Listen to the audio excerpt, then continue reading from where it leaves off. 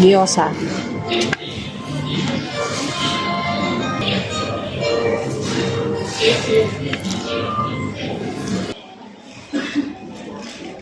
Ganito yung gusto kong gyoza. Hindi siya hindi siya masibuyas.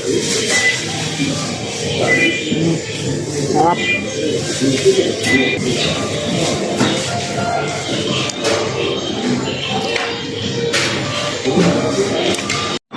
Ito naman yung next kong mumukbangin. Ayan. Nakinote lang ng harina.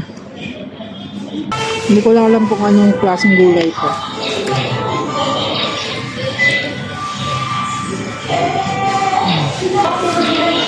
Meron kasi sila ditong space na pwede kang kumain. So ayan nandito tayo sa grocery.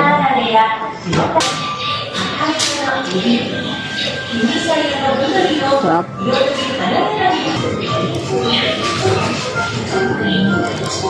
Ang sarap, tsaka mura lang to.